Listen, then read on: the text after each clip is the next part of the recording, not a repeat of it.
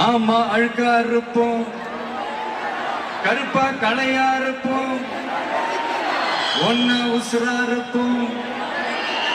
புள்ளிங்க இருக்காங்க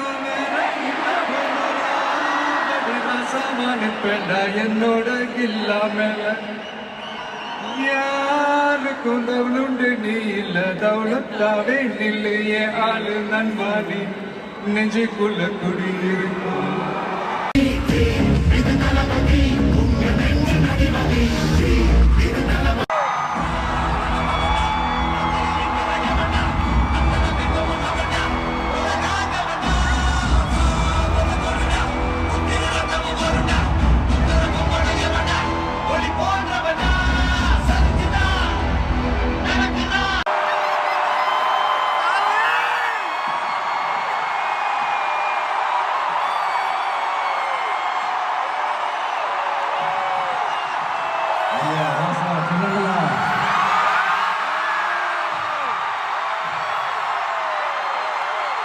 யாரு சாமி நீங்களா?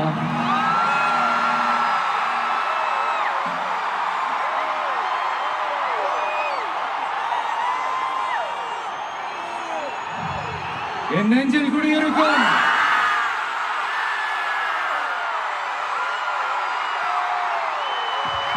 மலேசியா மக்கள், மலேசியா தமிழர்கள், உங்கள் அனைவருக்கும் என்னுடைய வணக்கம் வணக்கம் வணக்கம். அதுலயும் குறிப்பா சொல்லணும்னா, இலங்கைக்கு அடுத்தபடியா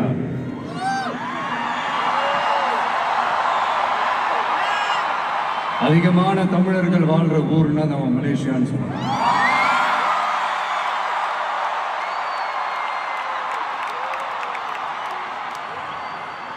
நம்ம தமிழர்கள் தான் உலகத்துல எந்த நாட்டுக்கு போனாலும் அவங்க சொந்த நாடாவே நினைச்சு உழைக்க ஆரம்பிச்சிருவாங்களே. அப்படிதான் நீங்க பாத்தீங்கன்னா இந்த மலை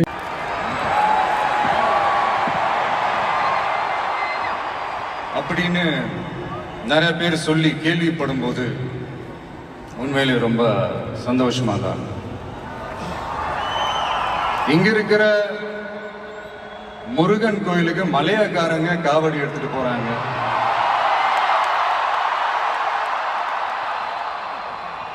இங்க இருக்கிற சைனாக்காரங்க ரொம்ப அழகா தமிழ் பேசுறாங்க. அப்படி நம்மளுடைய தமிழை, நம்ம மொழியை, நம்ம கலாச்சாரத்தை, நம்ம பண்பாட்டை இன்னும் உயிரோட வச்சிருக்கிற நம்ம மலேசியா தமிழர்களுக்கு இந்த நேரத்தில் என்னுடைய நன்றியை தெரிவிச்சுக்கிறேன்.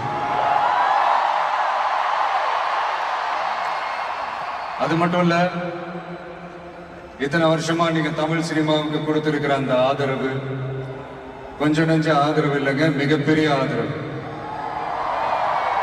இந்த ஓவர்சீஸ் பிசினஸ்ல எல்லாம் நிறைய நாடுகள் இருக்கு. அதுல ரொம்ப முக்கியமான மார்க்கெட் இந்த மலேசியா மார்க்கெட்னு சொல்லுவாங்க.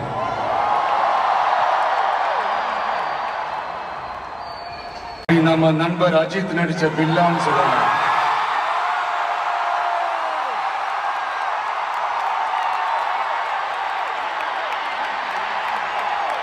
இன்னும் நிறைய படங்கள் இருக்கு.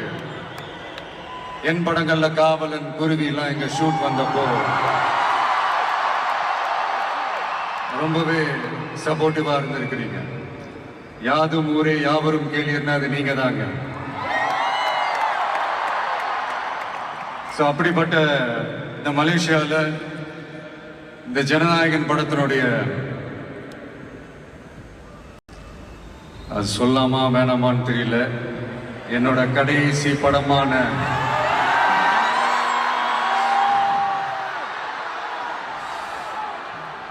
I know it's a little painful, right? என்ன பண்றது, சரி அதை விடுவோம். இந்த ஜனநாயகன் படத்தினுடைய இந்த ஆடியோ லான்ச் இங்க அணியோட கான்செப்ட்லயும் சேர்ந்து நடக்கிறது உண்மையிலே ரொம்ப பெருமையா இருக்கு. பிளஸ் இந்த மலேசியா கவர்மெண்ட்டுக்கும் இந்த நேரத்தில் என்னுடைய நன்றியை தெரிவிச்சுக்கிறேன். தமிழ் சினிமா ஆரம்பிச்சு எவ்வளவோ வருஷங்கள் ஆச்சு. அவ்வளவு வருஷங்கள்ல நம்ம தமிழ் மக்களுடைய அந்த சந்தோஷத்துல, துக்கத்துல, கொண்டாட்டத்துல, குடும்பத்துல, ஆன்மீகத்துல, உழைப்புல, அரசியல்னு சொல்லி எல்லாத்துலயுமே நம்ம தமிழ் சினிமா அப்படியே கலந்து ஊறி போய் இருக்கு. அப்படிப்பட்ட இந்த தமிழ் சினிமாவில் நானும் ஒரு சின்னதா ஒரு புள்ளியா இருந்திருக்கேன் நினைச்சு பார்க்கும்போது உண்மையிலேயே சந்தோஷமாக ப்ரௌடா தான் ஃபீல் பண்றேன்.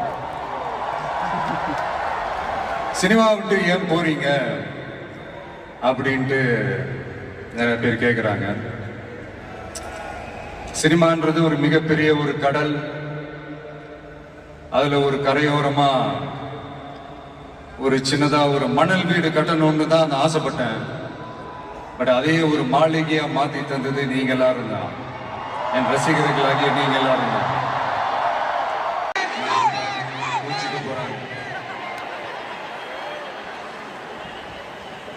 ஒரு குட்டி கதை மாதிரி ஒரு ஆட்டோக்காரர் ஒரு கர்ப்பிணி பெண்ணை ஆட்டோல ஏத்திக்கிட்டு ஹாஸ்பிட்டலுக்கு போறாங்க. பெரிய மழை பெஞ்சுக்கிட்டு இருக்கு. அப்ப அவர்கிட்ட இருந்த அந்த கொடைய அந்த கர்ப்பிணி பெண்ணை கிட்ட கொடுத்துட்டு இதை எடுத்துக்கிட்டு போமா அப்படின்னு சொல்றாங்க. அப்ப அந்த பொண்ணு சொல்றாங்க, ஆனா இது எப்படி நான் உங்ககிட்ட நான் திருப்பி கொடுக்கறது? அதுக்கு அந்த ஆட்டோக்காரர் சொல்றாரு, வேற யாருக்காவது தேவைப்படுறவங்களுக்கு கொடுத்துருமா அப்படின்னு சொல்லிட்டு அவர் போயிடுறாரு. அந்த கர்ப்பிணி பெண் அந்த கொடையை எடுத்துக்கிட்டு ஹாஸ்பிட்டல் வாசலுக்குள்ள போகும்போது அந்த வாசல்ல ஒரு பெரியவர் மழைக்கு பயந்துக்கிட்டு அப்படியே கை கட்டிக்கிட்டு நின்றுட்டு இருக்கிறாரு. அந்த கர்ப்பிணி பெண் அந்த கொடையை அந்த பெரியவர்கிட்ட கொடுத்து, ஐயா இதை எடுத்துட்டு போங்க ஐயா அப்படின்னு சொல்றாங்க. அதுக்கு அந்த பெரியவர் இதே மாதிரி கேட்கிறாரு, அம்மா நீங்க யாருன்னு எனக்கு தெரியாது, எப்படிமா இந்த கொடையை நான் திருப்பி உங்ககிட்ட கொடுக்கறது? அதுக்கு அந்த பொண்ணு சிரிச்சுக்கிட்டே சொல்றாங்க, வேற யாருக்காவது தேவைப்படுறவங்களுக்கு கொடுத்துருங்க ஐயா அப்படின்னு சொல்லிட்டு போயிடுறாங்க.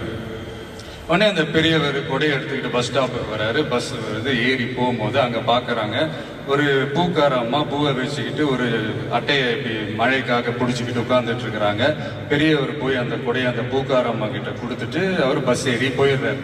பூக்காரம்மா அந்த கொடையை எடுத்துக்கிட்டு வீட்டுக்கிட்ட வரும்போது அங்க ஒரு ஸ்கூல் படிக்கிற பொண்ணு பேக்கெல்லாம் மாட்டிக்கிட்டு மழையில ஓடி வர்றாங்க. அவங்க போய் அந்த ஸ்கூல் பொண்ணு கிட்ட கொடையை கொடுத்துட்டு, மழையில நனையாதம்மா இதை எடுத்துக்கிட்டு போங்க அப்படின்னு சொல்றாங்க. அந்த பொண்ணு தேங்க்ஸ் அப்படின்னு சொல்லிட்டு வீட்டுக்கிட்ட வரும்போது அந்த பொண்ணோட அப்பா பதட்டத்தோட வாசல்ல நின்றுட்டு இருக்கிறாரு. பொண்ணு மழையில நனைஞ்சுக்கிட்டு வரணுமே அப்படின்ட்டு. அந்த அப்பா வேற யாரும் இல்லை, அந்த ஆட்டோக்காரர்.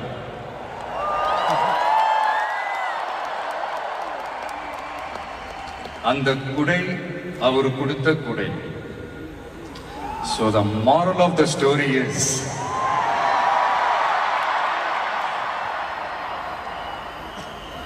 முடிஞ்ச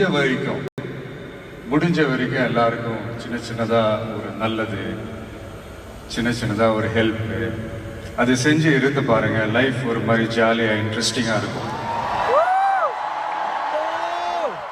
ஒரு ஃபேமஸ் சேயிங் ஒன்று இருக்கு, வெள்ளத்துல தவிக்கிற ஒருத்தருக்கு நீங்க படகு கொடுத்தீங்கன்னா பாலைவனத்துல நீங்க தவிக்கிறப்போ அது ஒட்டகமா வந்து நிற்கும். இப்ப யாராவது உங்களுக்கு ஏதாவது கெடுதல் செஞ்சுட்டாங்கன்னு வைங்களேன், அது நீங்க பழி வாங்கிட்டீங்கன்னு வைங்களேன், அந்த நாள் முழுக்க நீங்க சம மகிழ்ச்சியா இருப்பீங்க. எப்படி பார்த்தல, எப்படி பழி வாங்கினேன். ஆனா அதே மனுஷனை மன்னிச்சு விட்டு பாருங்க, வாழ்நாள் முழுக்க நிம்மதியா இருப்பீங்க. அதனால யாரையும் கஷ்டப்படுத்துறதுக்கோ, யாரையும் அவமானப்படுத்துறதுக்கோ, யாரையும் பழி வாங்குறதுக்கோ இல்லைங்க இந்த வாழ்க்கை. நான் முடிஞ்ச வரைக்கும் முன்னாடியே சொன்ன மாதிரி சின்ன சின்னதா ஒரு நல்லது, ஒரு சின்ன சின்னதா ஹெல்ப் இது செஞ்சு பாருங்களேன். எங்கேயோ ஒரு இடத்துல ஃபியூச்சர்ல உங்களுக்கு இது கை கொடுக்கும் அப்படின்னு நான் நம்புறேன். பிடிச்சிருந்தா எடுத்துக்கங்க, இல்லைன்னா விட்டுருங்க. Free advice.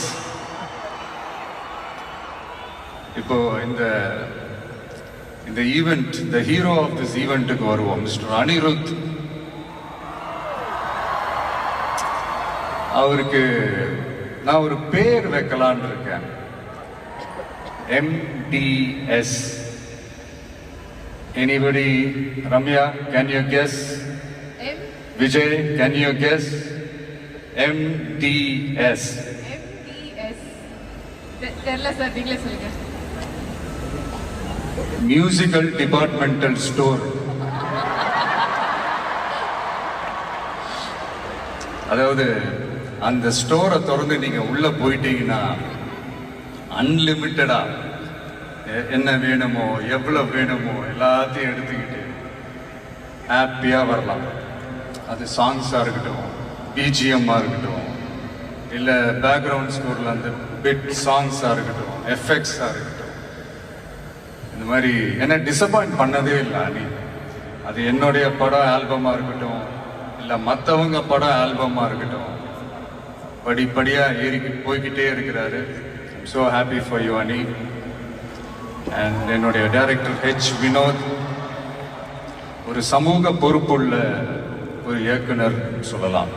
ஒரு கமர்ஷியல் படமாகவே இருந்தாலும் அதில் ஒரு சமூக பொறுப்புள்ள விஷயங்கள் சொல்லணும், சில நல்ல ஐடியாலஜிக்கல் விஷயங்களை சொல்லணுன்றதுல ரொம்ப கவனமாக இருப்பாங்க. ஆல்ரெடி ரெண்டு வாட்டி படம் பண்ணுறதா இருந்தது. ஸோ அதெல்லாம் மிஸ் ஆகி இந்த ஜனநாயகன் படத்தில் 2 பேரும் சேர்ந்து ஒர்க் பண்ணதில் ரொம்ப சந்தோஷம். அண்ட் என்னுடைய வில்லன் பாபி டியோல், அவருடைய ஸ்க்ரீன் ப்ரெசன்ஸே நெக்ஸ்ட் லெவல் தான். ஆக்சுவலாக அவருடைய 2 முக்கியமான 2 படங்கள் தான் அதுலேருந்து இன்ஸ்பயர் ஆகி பண்ணது தான் பிரியமுடன், வில்லு எல்லாமே. சார், முக்கியமான படங்கள்னா அது என்ன படம் எங்களுக்கு தோண மாட்டேங்குது? அது எதுக்குமா? அதான் நான் ஷூட் ஸ்பாட்ல அவர்கிட்ட சொல்லும் போது இதே தான் நான் சொன்னேன். சார், உங்களுக்கே தெரியாம உங்க 2 படத்தை நாங்க சுட்டுட்டோம் சார் அப்படின்ட்டு. அவர் அப்படியே விச் மூவி அப்படின்னாரு. ஐயோ, நம்மளே வாய் கொடுத்து மாட்டிக்கிட்டு இருக்கோம். அதனால அது மாதிரி நிறைய இன்ஸ்பயர் ஆயிருக்கும் அவருடைய படங்கள் பார்த்து. அதுதான் சொல்ல வந்தேன். குடும்பங்கள் கொண்டாடும் டாட்டரா கூட மாறிடுவாங்க அப்படின்னு தான் நான் நினைக்கிறேன். என்னுடைய நல்ல ஒரு ஃப்ரெண்ட் அவங்க. அண்ட் பூஜா, தமிழ் சினிமாவின் மோனிகா பெலுஜி,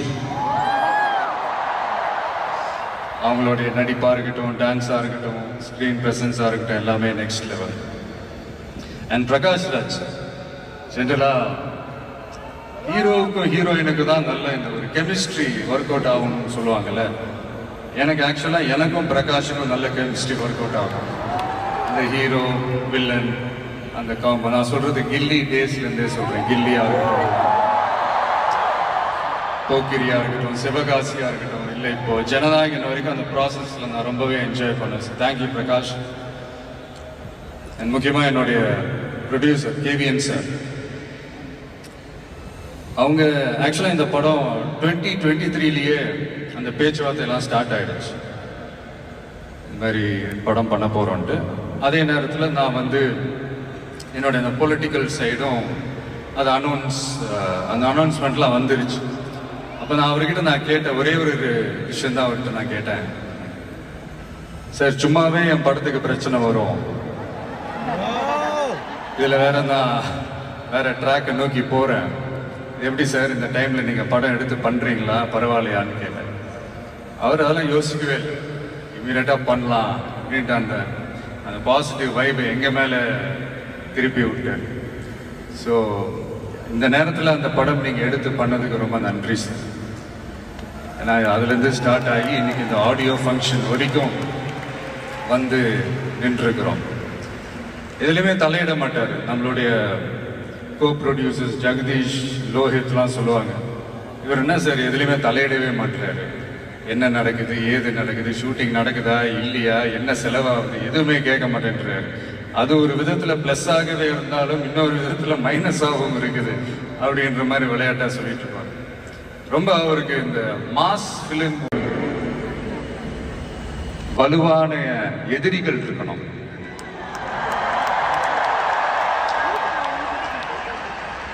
சும்மா வர்றவங்க போறவங்களால ஏத்துட்டு இருக்க முடியாது இல்லையா? வலுவா இருக்கிறவங்கள தானே எதிர்க்க முடியும். அப்பதானே நாம ஜெயிக்கிற அளவுக்கு வலிமையா இருக்கோம்னு அர்த்தம். இப்ப ரீசெண்டா நம்மளை பத்தி ஒரு பேச்சு ஒண்ணு ஓடிட்டு இருக்கு. விஜய் என்ன தனியா வருவாரா அணியா வருவாரா? நம்ம எப்பங்க தனியா இருந்திருக்கிறோம்? 33 வருஷமா உங்களோட தானே இருக்கிறோம், மக்களோட தானே இருக்கிறோம். அப்ப அது ஒரு மிகப்பெரிய ஒரு அணி தானே. அது எப்படி தனின்னு சொல்ல முடியும்? இப்ப கூட பாருங்க, தனியா அணியான் விளக்கமா சொல்ல மாட்டேங்கிறாருன்னு உங்களுக்கு தோணும். சஸ்பென்ஸ் ஒண்ணு இருந்தா தானே கிக் இருக்கும். இதெல்லாம் கைத்தட்டலுக்காக நான் சொல்லல, மனசுல இருந்து பேசுறேன், மக்களுக்காக பேசுறேன். மக்களுக்காக பேசுறதோட மட்டும் நிப்பாட்டிடக்கூடாது, அதை செய்யணும். எல்லாத்தையும் விட முக்கியம் செய்யறத தான் சொல்லணும். So 2026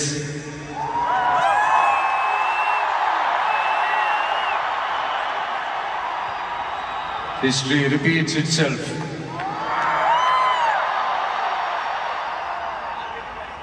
Let's be prepared to embrace it for the people. Thank you, Malaysia. Thank you once again.